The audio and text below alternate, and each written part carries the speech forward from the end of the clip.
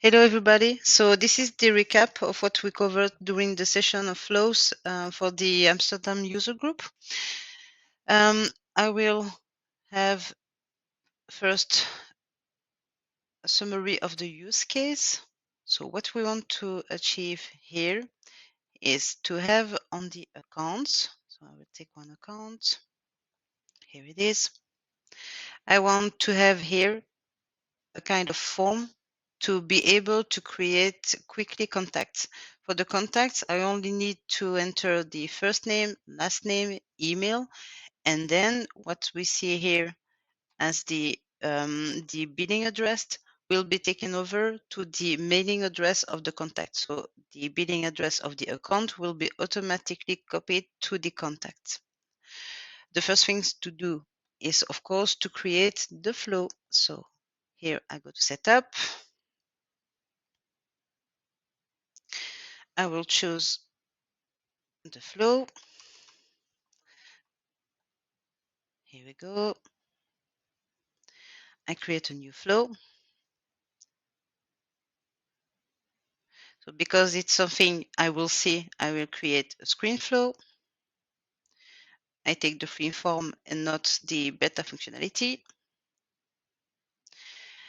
And I will first add a screen element that will be displaying my form. The first thing to do is always to give the screen a label and an API name. So let's say I will take contact form, then the API name, and then I will add the field that I want to display. So I need a field for the first name, which is a text field, the last name, and of course the email. And the email is an email component. Once you have all your fields, you need, of course, to give the label and the API. So here I will say the first name, then the last name,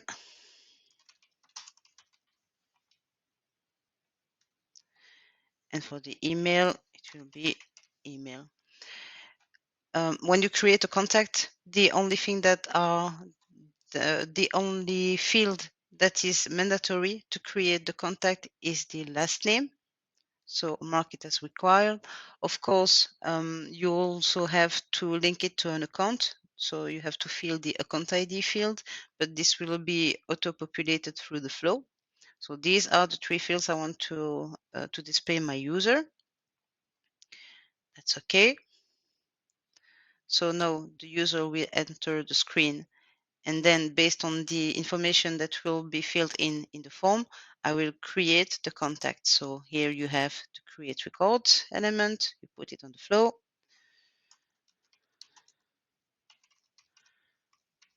It is API. Then I will only create one contact, and I will define myself what to fill in which field. So the object I want to create a record for is the contact. And as we said, so we have first the field that are displayed on the screen element. So I take it over. It's the first name, the last name, the email. Then we also have the account ID because it has to be linked to the account I'm working on. And as we said, we need to auto-populate the mailing address of the contact with the mailing address, the billing address, sorry, of the account. So we add this field. There are like 4 fields, I think. We have the mailing street, you have the city, you have the zip code. I won't take the state because state is for America. And then the country. Okay, these are the fields that I need to populate to be able to create my contact. The first name, its value will come from the screen I have added to my flow. And this fields can be retrieved here through the screen component part. Here you see you have all the elements that you defined in the screen components. So the first name, of course, will be mapped to the first name. The last name also will be mapped to the last name. For email, it's a bit different because you have to take the email and then say that it will be a value. So the value you enter in your field. It's a bit different because in fact email is a component in flows. It's not a simple, let's say, a simple field. Then the account ID, I will leave it as is for the moment. You have the mailing street coming from the account ID. Let's keep it like this for the moment. Okay, and then you take it, you take this, you link it. Okay, now the question is, how will I be able to link my account and my contact? Well, when you have to add a screen flow on a Lightning page, the first thing to do in your flow is to define a new variable. It will make a copy of all the information related to the contact and make it available in your flow. So you create a new resource. The type will be a variable because it's dynamic. Each time you change the account you are working on, well, this variable will be different. you give an API name, for example, my account, and you select the data type. In our case, as I said, for to add a flow to add a flow to a Lightning page, where you have to choose the record type, the record data type, and of course the kind of object. In our case, what we want to pass to the flow is the account. We won't have multiple values. For example, multiple values will be useful when, for example, you have a list of records and you check multiple records. It's not the case. We will pass only one account, and because it will all the information related to the account will pass from the Lightning page to the flow. It's an input because it comes in the flow, and you have to mark it to be for the flow to be available for the flow to be available in your Lightning page as a component in your Lightning page. So here we go. Now here you see I have my account, which is a kind of record of account type. And because I know all the information related to the record I'm working, the account record I'm working on, I will go back to the edit records and complete all this information. So the account ID will be, well, in my account, so the current account, it will be the ID. Here it is. For the mailing street, well, it will be in my account. This time the mailing street is the same as the billing street. Same for city. You take the account and you go, you go back to the billing city. For the mailing postal code, well, still the same, except you will take the billing postal code. And the last one is for the country. Here it is, and that's it.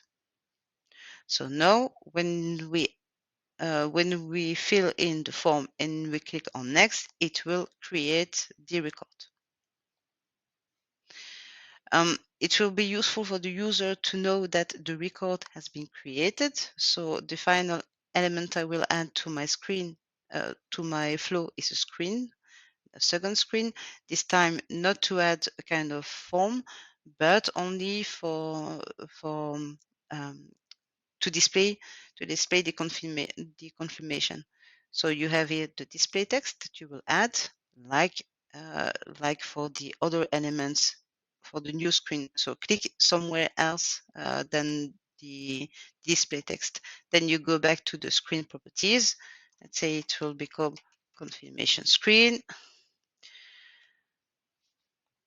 Then you have the display text, which is the confirmation text.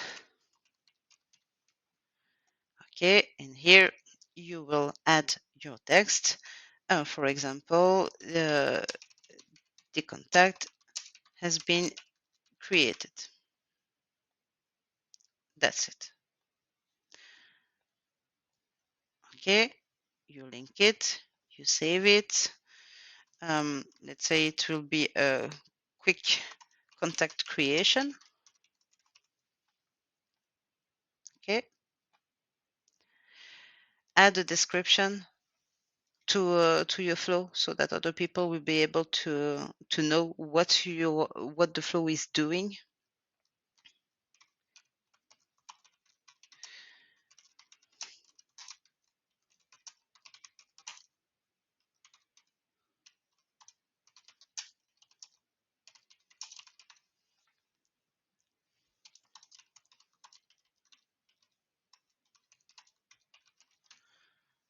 Here we go. Once it's saved, you can also see that there are other options available now. You can use the debug, for example, but before you do that, be sure that in the billing address you have something accurate. So you see here, I have a complete address. That's so cool because it will, so I will be able to have contacts with the complete address copied from the account. Let's see the debug.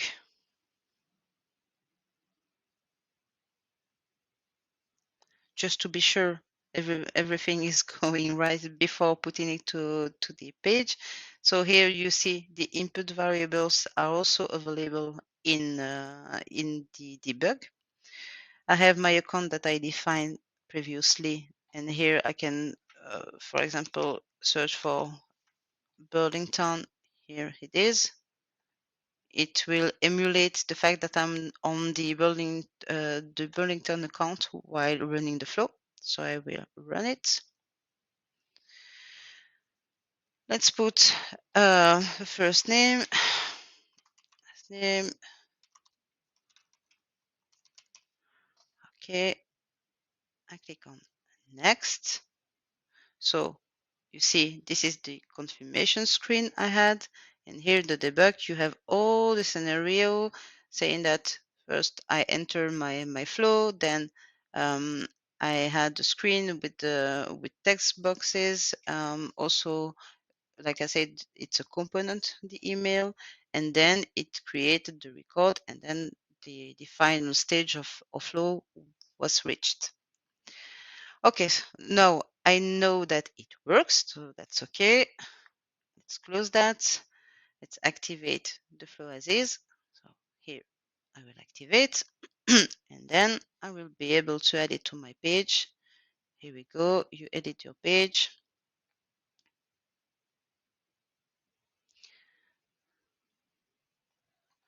Here you see you have a flow component that you can add to your page. Drag and drop it somewhere. There you have all the flow, the screen flow available, meaning that they are active. If they are not active, you won't see it. So this is the flow I just created. And here you see my account, because it's a record variable. The flow gives me the opportunity to pass all the fields related to the record to the flow. So that's okay. Now let's save it. Maybe the lightning page is not activated for you also. Just activate it. Do any assignment you want. Just be sure it will be visible at the end. Okay, the activation is now done, and I can go back to my account and I see, you see here, this is the flow I just created. Let's um, let's put another example. Here we go. All right, now the contact seems to be created. I will finish the flow, and you see here, because it's responsive, when you create something on the record, or if you change something in the record, it will also be visible at the end of the flow. So you see here the first that I created through the debug, and also the second one that I created through the component itself. Now to go a little bit further, what I want to do is to be able to have my first contact, and then I should have one checkbox here saying I want to add another contact, so I can quickly create contact without having to pass through the confirmation screen each time. So what I will do is to go back to the flow. Because it was already activated, I need to create a new version of the flow. So you click on Save As. It gives you the opportunity to create the new version. You click on Save, and then you are now on the version 2, which is inactivate at the moment because the version 1 is activated, and you can only have one version of flow activated at a time. Go back to the form. Then you take a checkbox element. Here it is. You add it at the end. Then the label will be I want to add another contact. Keep it short for the API name, please.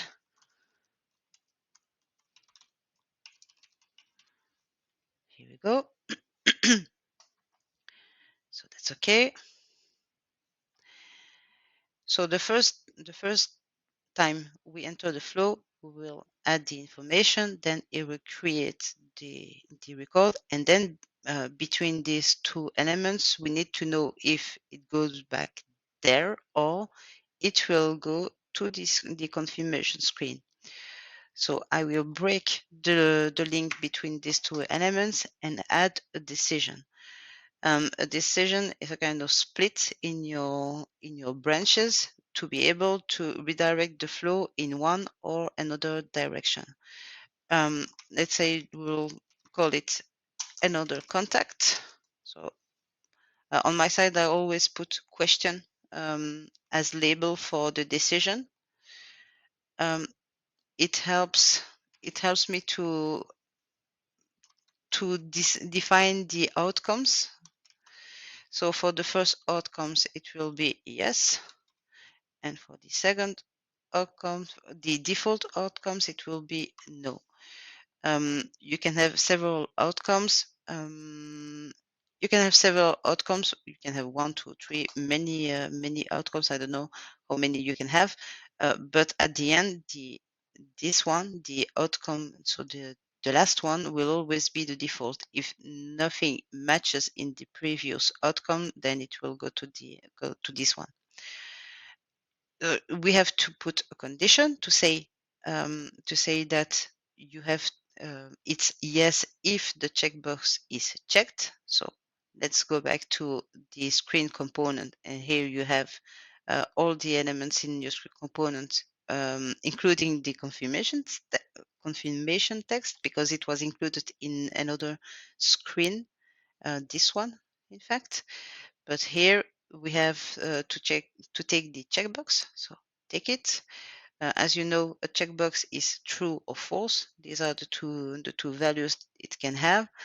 And what I want to do is that if the contact is true, the add other contacts checkbox is true, then it means that it's yes, I want to add another contact. And if not, well, it will go there directly without having to mention any condition. Okay, so you link here, and then for the decision, once you link an element, you have to say which branch of your decision will be linked. Here it's yes, because when it says yes, I want to go there. Okay, with more visibility. And on the other side, we have the no. So you see, here are the two branches I made from my decision. Let's change a little bit the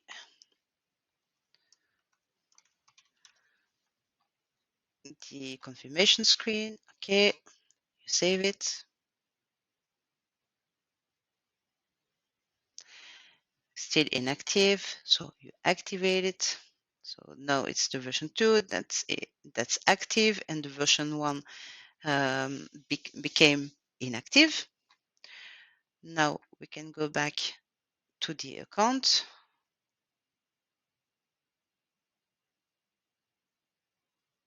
Okay, let's take another example like this one.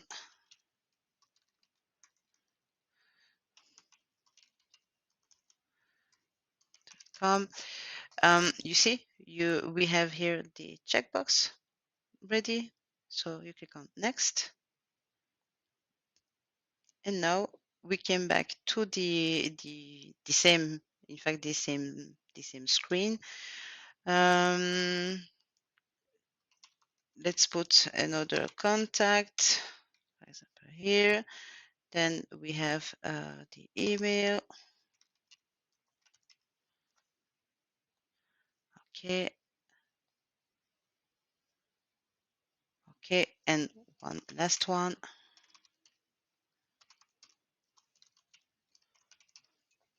This time I won't check this checkbox. So next, and here you have the confirmation screen. And if I click on next, then it has been created. And you see when you, in fact, the contacts were created during the flow. Each time you click on next with this checkbox checked, but it will only refresh the page once you finish your flow. It's at the end of the flow that you see the impacts of what has been updated, added, deleted on your flow. And as you can see, here are the last contact I created. No, let's just check if the email, the address is also copied for the others. And as you can see, yes, it has been copied. So remember that when you have to add the flow, you need to pass the record variable from the record you are watching to the flow with an input variable. And that was it. Oh, maybe when you test your flow, you will have errors. This is what I had during the demo. So I had a quick check about why the error occurred. It occurred because I have duplication rules on the contact, and because I used two times the same first name, last name, or email. I don't know exactly what the duplication rule is watching. Then it will be blocked in the flow. So be careful with that. Duplication rule at this moment are not handled by flows. So you take different first name, last name, and email when you test it. And that was it.